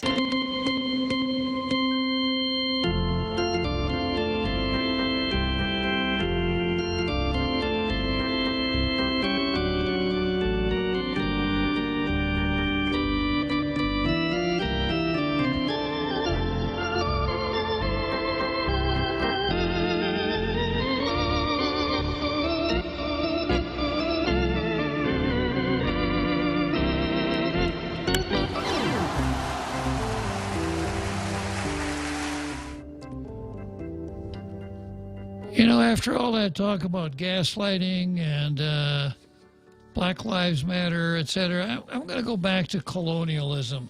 I'm going to save Justice Thomas until tomorrow. Remember a couple days ago I read an excerpt from a long paper called The Case for Colonialism. And, of course, everybody knows that there is nothing good about colonialism. Is absolutely indefensible. And anyone who would defend colonialism has obviously got a screw loose. And I had an article here by a guy named Bruce Gilley, who wrote a long paper called The Case for Colonialism. I think before I get into that, though, I notice I got Frenchie here in the green room. I've been talking too much so far today. I'm going to take a break and listen to Frenchie for a little while. Go ahead, Frenchie. Oh, okay. Well, I was still talking with Jose, but anyway, I wanted to catch up a little bit on what you were saying earlier regarding Portland and all those issues. Several months back, I don't know if you recall, I mentioned a book by actually a Serbian woman who had analyzed how the breaking down of Yugoslavia came up, and it was stunning to me because it was actually along the same line that a book that I read from the 1960s, which had become the CIA how-to book to topple governments. And I think I actually loaned it to you. You must still have it. What's it called again, Jose? I mean, Frenchie? Yeah. Sorry? What's it called again? I think it was called Coup or something like this. Coup d'etat, I think it was called. Hmm. It was a small book. Anyway, this was very interesting because basically what she was saying that in order to create a civil war, you need to first destroy the state as it was. So one of the first things you do is to destroy the justice system. And once this is done, you create insecurity, and then you go after the police. You attack the police relentlessly to the point that they refuse to do their work or they leave. And then you keep on pushing for what they call tribalism, which is basically the instrumentalization of small groups along any kind of line that you can find, race, religion, economics, even age groups. And we see that, And after that, you create a very bad incident which will head you into an open warfare conflict, at which time you can intervene with overwhelming force and take over the government and impose your will. And we've seen it in Yugoslavia, where basically we exploded the country, and then we use this as an excuse to intervene militarily with NATO and bomb Serbia for almost 70 days to a pile of rubble and impose our will, which we did with the Accords of Rambouillet or something like this. But we see the same tactic right now, in the U.S., as we are seeing as well in the European Union. You have what we call here the Soros AG and DA, who basically refuse to enforce the laws they are supposed to do. In Europe, it's more with leftist judges who refuse to apply the pains that people are supposed to be, criminal are supposed to be sentenced to. You see the destruction of the rule of law. We saw in 2020 in Portland, in Minneapolis, Seattle. You saw the destruction of police precincts, burning down of buildings, attack on federal buildings. Those are not happening by accident. It's not an eruption of anger from justified people. Those are professional people who are paid to destroy. And this creates fear and suspicion.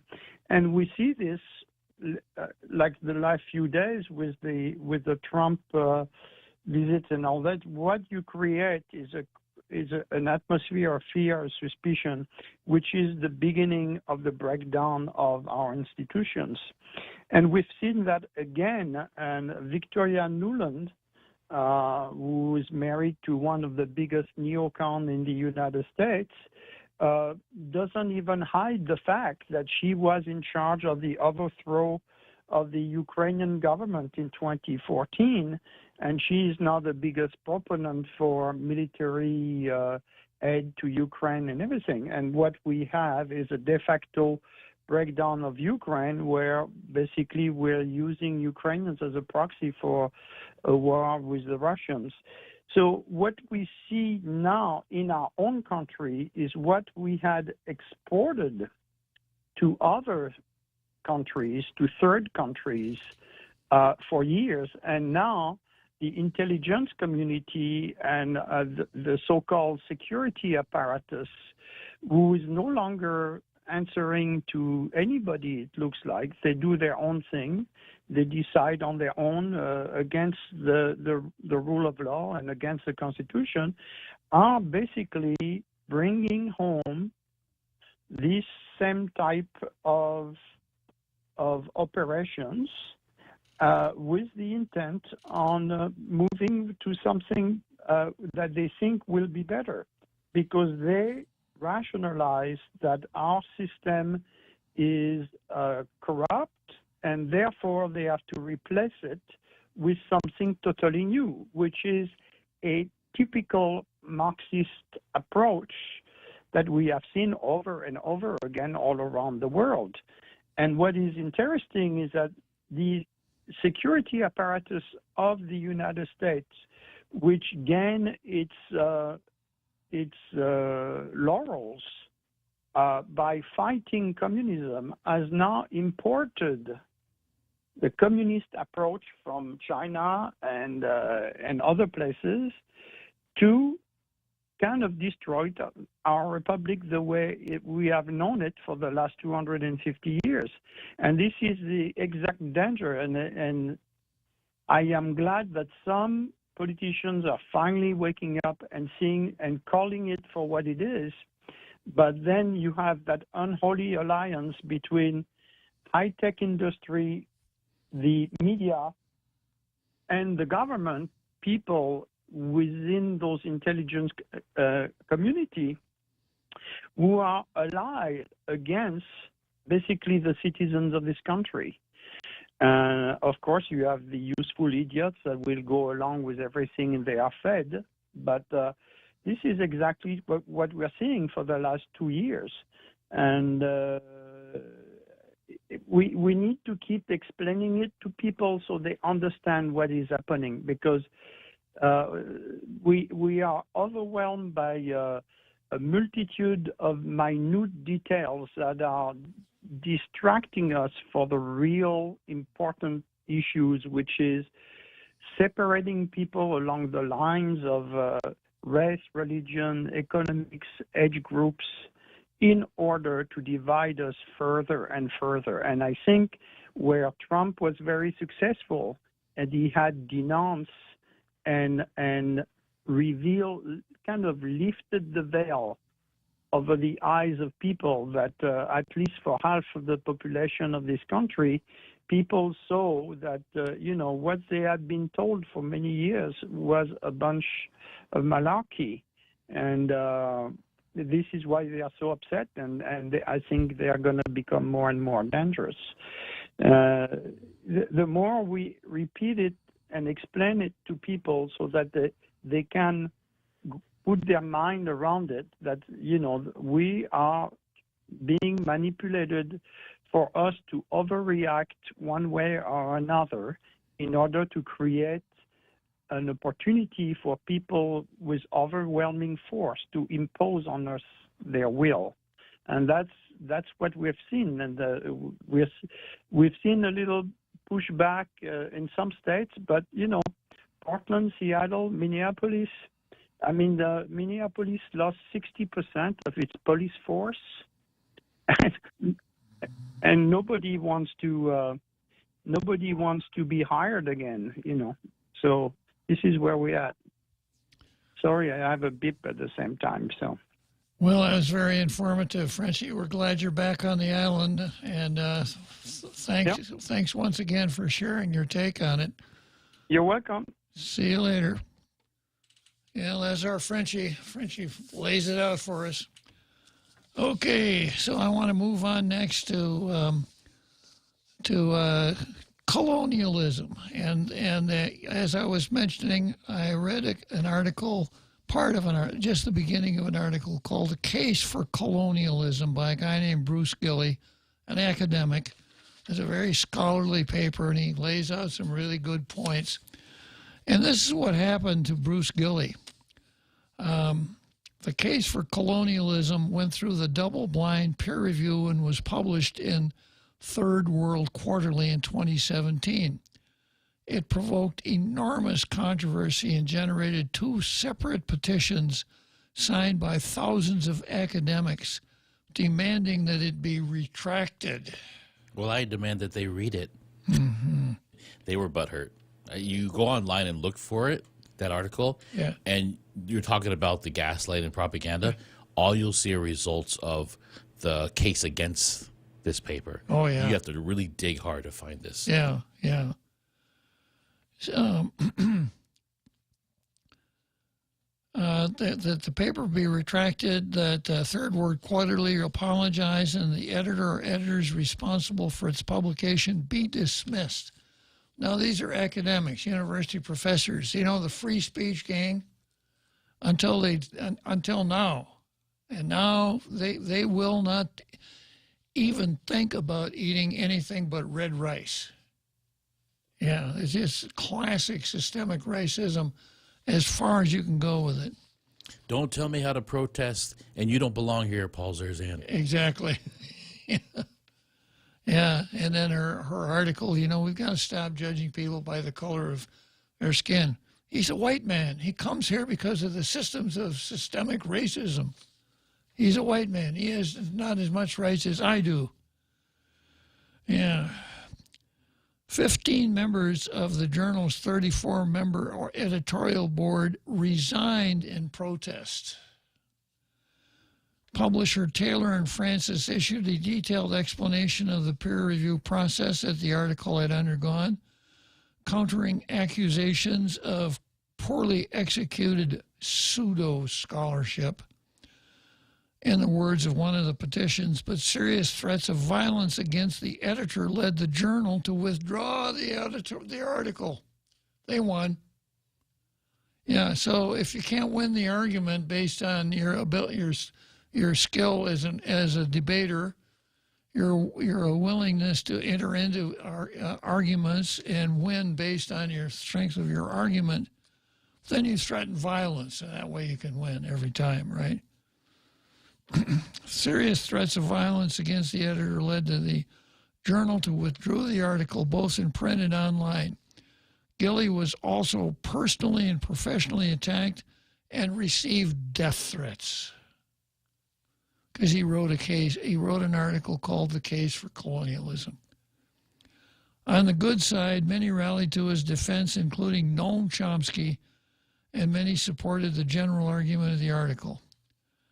We publish it below in its entirety, conform to English style and our style. This is from an outfit called Academia. Pretty good outfit. But probably this was gone for quite a while. You could find it on the internet, Jose?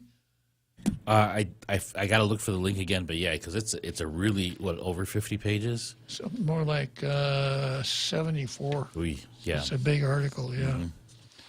So I got something a little shorter. One of our tailgaters, Mary, tipped me off to a video by Dinesh D'Souza. I love Dinesh D'Souza. He's so watchable. That's such a nice style, right? And it makes it so easy to pick up on what he's talking about. But I wanted to, once again, read this preface here to show you what Dinesh's life must be like. Dinesh, of course, is in India. He's an immigrant. He comes from India. He comes from that part of India known as Goa, G-O-A. Goa was a Portuguese colony up until around 1960, when the Indian Army just marched in and took over. Dinesh didn't mention this in his article, but there's a really interesting kind of little factoid about Goa.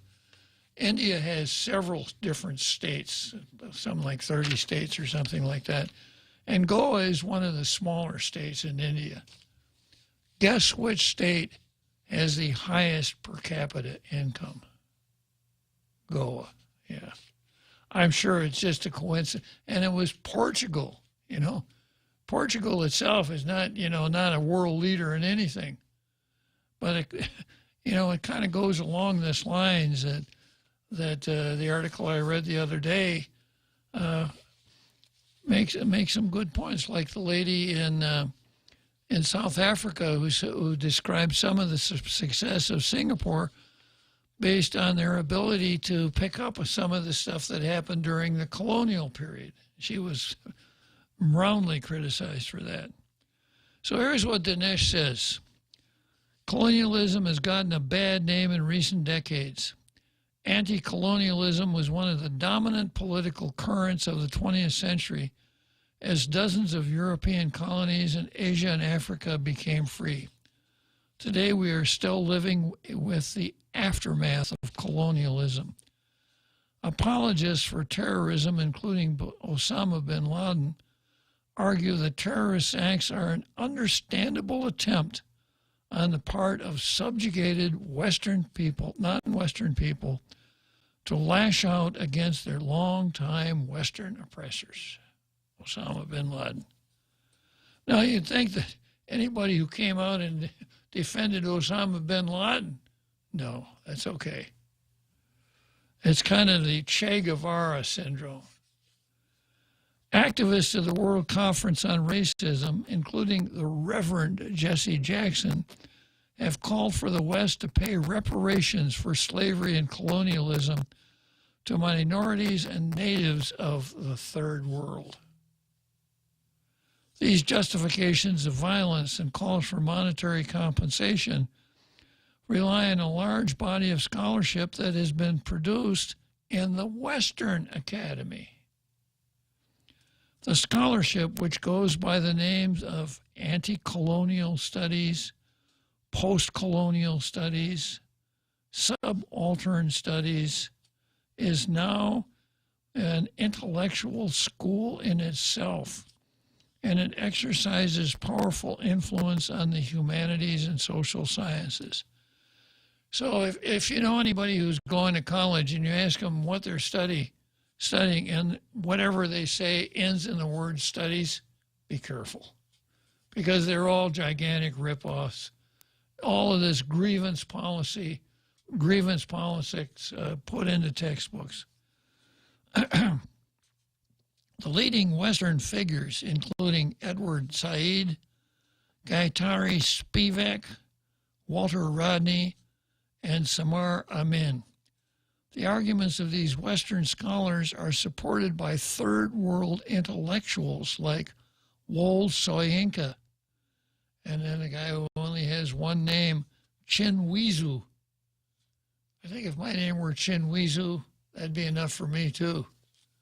Chinwezu, who uses only one name, and Nashis Nandi, and perhaps the most influential of all, Frantz Fanon. The assault against colonialism and its legacy has many dimensions, but at its core, it's a theory of oppression that relies on three premises.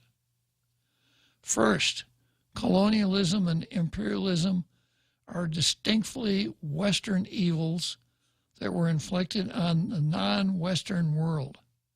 Second, as a consequence of colonialism, the West became rich and the colonies became impoverished. In short, the West succeeded at the expense of the colonies. Third, the descendants of colonialism are worse off than they would have been had colonialism never occurred. In the widely used text, How Europe Underdeveloped Africa, the Marxist scholar Walter Rodney blames European colonialism for draining African wealth and making it impossible to develop more rapidly the resources of the continent. A similar note is struck by the African writer Chinwezu in his influential book, The West and the Rest of Us. Chinwezu offers the following explanation for African poverty. White hordes have sailed forth from their western homelands to assault, loot, occupy, rule, and exploit the world. Even now, the fear of their expansion and assault upon the rest of us has not abated. In his classic work, The Wretched of the Earth, Fanon writes, European opulence was founded on slavery. The well-being and progress of Europe having been built upon the sweat and the dead bodies of Negroes, Arabs, Indians, and the yellow races. These notions are pervasive and emotionally appealing. By suggesting that the West became dominant because it's oppressive, they provide the explanation for Western global dominance without encouraging white racial arrogance. They believe the third world of blame for its own wretchedness. Moreover, they imply politically egalitarian policy solutions. The West is in possession of the stolen goods of other cultures and has a moral and legal obligation to make some form of repayment. I think we better go to Churchill Downs. We had a caller. Did we lose him, Jose? Yeah. Well, maybe he'll call back. If he calls back, I'll get him in before the finish line.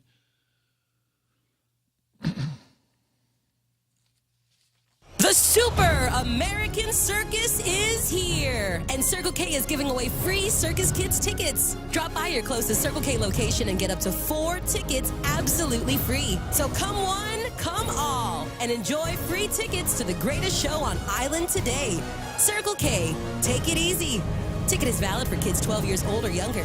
Must be accompanied by a purchased adult or VIP ticket. Come try Guam's original Chamorro restaurant with Pica's Best 5 years running. Mezcla Chamorro Fusion Bistro. Experience Chef Peter's candied salmon over scallion coconut rice, octopus tenactac, Chamorro platter, and their award-winning gourmet hamburgers. Or if you're looking for something healthy, try their keto-friendly menu. Come and enjoy Mezcla's half-a-day service at their Hagåtña and Grand Plaza Tuman location. Call their Hagåtña location at 479-2652 for reservations.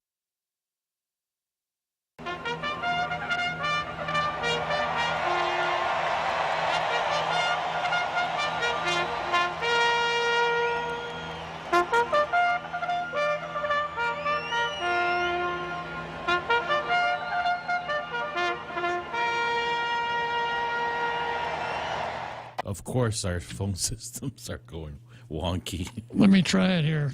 No, I just switched to another line. Maybe it's not a real call, huh?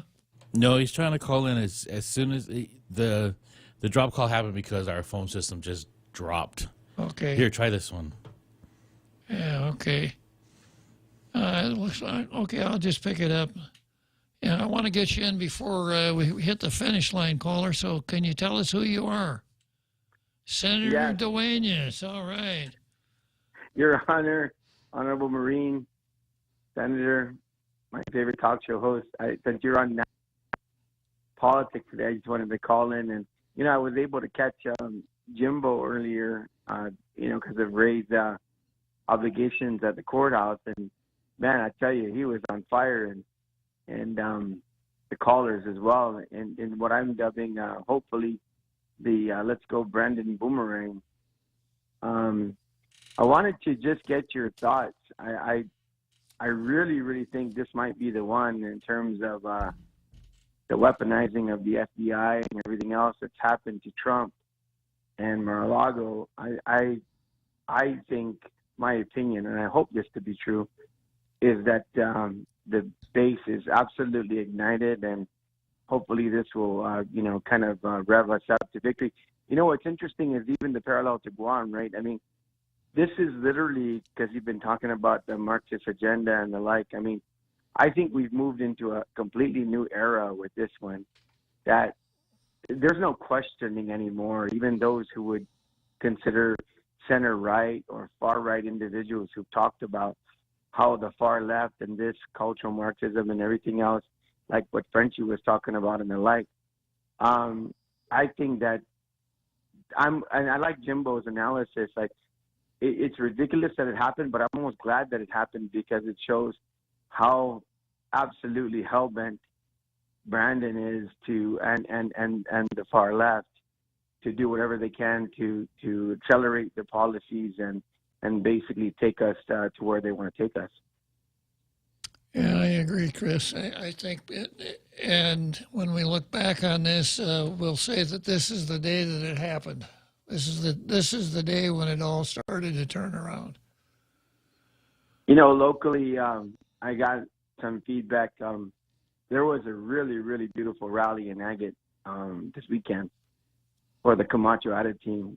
I mean, it was super well attended. The motorcade was huge. A lot of people, down at Mel Netadog's place in Agate, and I know Manila is going to be on Friday, and I understand that it's going to be packed house as well. The momentum looks really good. But I got some feedback from some of my Democrat friends that I made myself enemy number one, basically, by just really chiding and chastising what's going on locally as well in terms of just the simple term of power and control, and that's what you're seeing nationally, but even locally. And the one of the greatest feedback I got when I was walking around talking to people was, when a governor or an administration or any official from the government says they are responsible for saving your life, for making sure that they keep you safe, you just absolutely have to rebuke that and never let anybody tell you that they're in charge of anything that you do in a free society and in freedom that should reign, and what you're capable of doing and taking care of yourself. And don't ever let any government or any individual take over power and control of your life, because when that happens, then you have basically ceded everything, particularly to a government, which is the most dangerous thing you could ever do. Couldn't agree more, Chris. So I've been to a couple of functions, and certainly since then, and I to celebrate certain ribbon cuttings and others of iLearn and the like, and I've been the bane of certain individuals' existence, but that's okay. I wear that as a badge of honor because, let's go, Brandon. I think that I hope this is the final straw of the entire nation, and I've been hearing that on different national programs that even Democrats, have just said, oh no, that's too far and that's enough. We'll watch it, Chris. All right. Well, I always enjoy this show, and I know you're the biggest watchdog of this issue, and certainly I do think it does also have a local connection.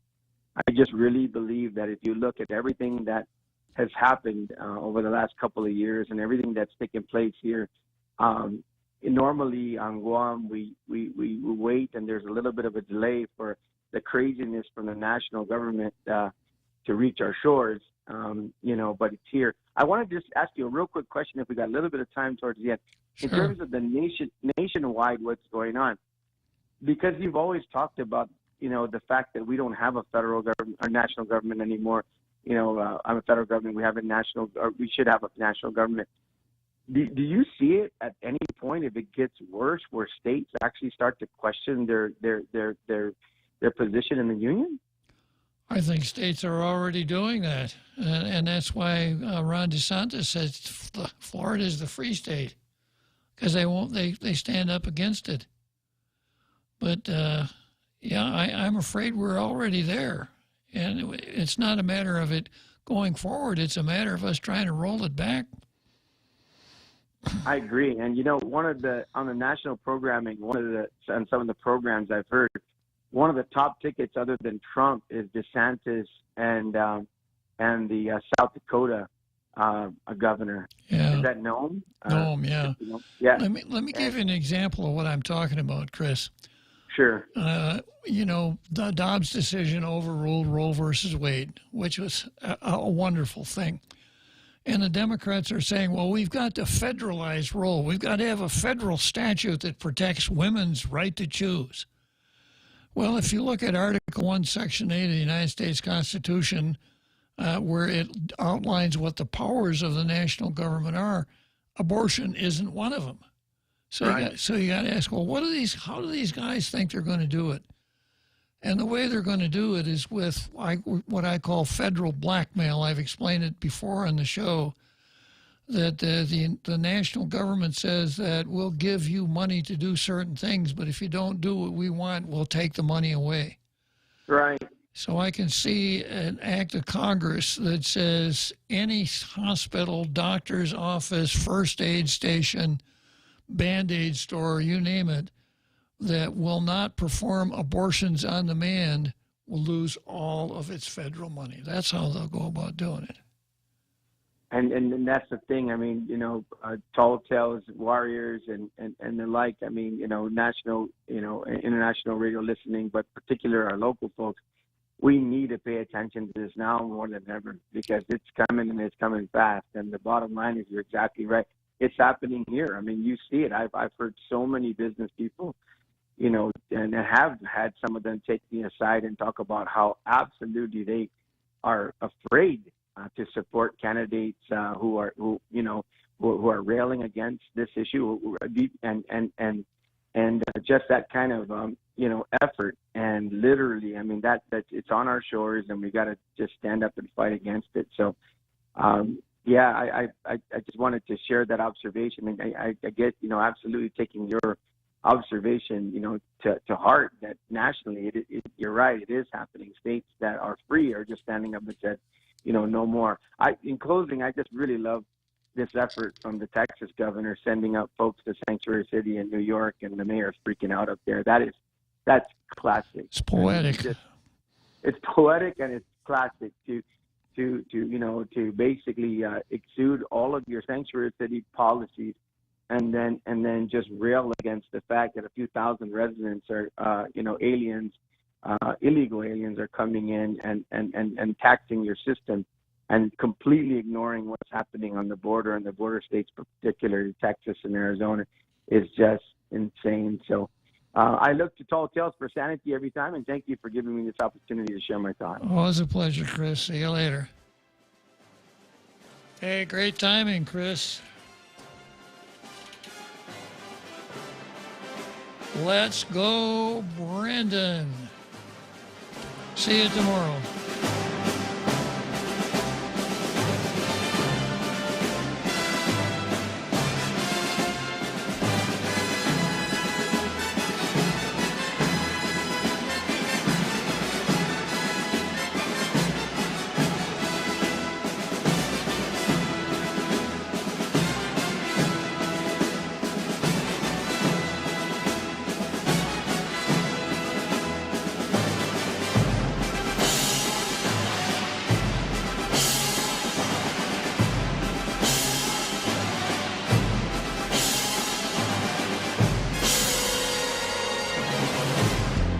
The Point is KUSG, Hagåtña, Guam, 93.3 FM and 104.3 HD3.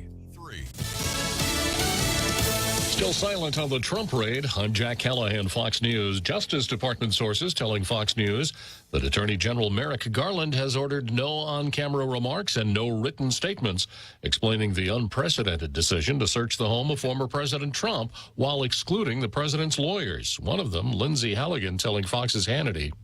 They tried to get away with concealing this overreach by obtaining a warrant under seal, and nobody knew about it. They knew that President Trump was in Bedminster and hasn't been at Mar-a-Lago for some time. They thought they could sneak in, snoop around without attorneys present. Halligan says they refused to let her in. Newsweek reports the FBI had a mole inside Mar-a-Lago, telling them where to look and when. The New York Times, the Albany Times-Union, and the group Judicial Watch asking a federal judge to order the warrant be unsealed. The Wall Street Journal in an editorial condemning the raid. Court ordered to attend a deposition in New York on Wednesday. Former President Trump invoked the protection of the Fifth Amendment. Former President Donald Trump pled the Fifth rather than give testimony under oath about his business dealings. The New York State Attorney General, Letitia James, is investigating whether Trump and his company inflated the value of certain properties in order to obtain loans, tax deductions, and to derive other financial benefits. Fox's David Lee Miller in a statement, the former president reiterating he's done nothing wrong. July's consumer price index released yesterday, unchanged from June. The inflation rate still about 8.5% higher than it was last year. A Richmond, Indiana cop shot and wounded during a traffic stop. My officer is in very critical condition, fighting for her life. It's Richmond, Indiana Police Chief Michael Britt, who says Officer Sierra Burton was life-flighted to a hospital in Dayton, Ohio. The suspect was also shot. An Arcadia, California police officer shot in the face trying to calm a domestic dispute Wednesday, now in stable condition. America is listening to Fox News. Get all of your favorite Fox News podcasts ad-free on Apple Podcasts with Fox News Podcasts Plus. From Trey Gowdy, the Fox News Rundown, Will Kane, Brian Kilmeade, and so much more. Go to foxnewspodcasts.com for all the details. The Fox News Rundown, a contrast of perspectives you won't hear anywhere else. Your daily dose of news twice a day, featuring insight from top newsmakers, reporters, and Fox News contributors. Listen and subscribe now by going to foxnewspodcasts.com. New from the Fox News Podcasts Network. Dana Perino, co-host of the 5 and America's Newsroom on Fox News Channel, returns to the world of audio with a new limited-time podcast, Everything Will Be Okay with Dana Perino. Building off the success of her best-selling book of the same name, Dana provides an unequaled brand of advice built on real-life experience and interviews experts and individuals that make a difference in the lives of others. Subscribe and listen now by going to foxnewspodcasts.com or wherever you get your podcasts. 6 weeks after hitting $5 a gallon, gas prices have crossed a psychological price point. A month ago, we were shelling out about $4.68 on average for a gallon of gas. But thanks to an increase in gas production and weaker demand, the U.S. is down to $3.99 a gallon. Gas Buddy says they expect that price to drop anywhere from 10 to 25 cents over the next couple of weeks. AAA says in a recent survey they found almost 2/3 of U.S. drivers have changed their driving habits or lifestyles since March, thanks to cringeworthy gas prices. The top changes: driving less and combining errands. Jill Nato, Fox News. The Bureau of Alcohol, Tobacco, Firearms, and Explosives looking for the cause of an explosion in a home in Evansville, Indiana on Wednesday that killed 3 people and damaged 39 houses, leaving at least 11 of them too unstable to enter, according to the fire chief. North Korean leader Kim Jong-un has declared victory over COVID-19 months after admitting there was an outbreak there. His sister saying Chairman Kim had suffered a fever himself. She laid the dubious blame on South Korea and vowed retaliation. The life and times of a wild and crazy guy, coming soon to the small screen. Steve Martin will be the subject of a new documentary. The comedian, actor, filmmaker, author, and musician is participating in a 2-part feature set to be released by Apple TV+. Oscar winner Morgan Neville is at the helm. Martin told The Hollywood Reporter it's somebody else's take. He said they found a lot of archival stuff. They found a photo of my father in 1944 in Germany touring our town with the U.S.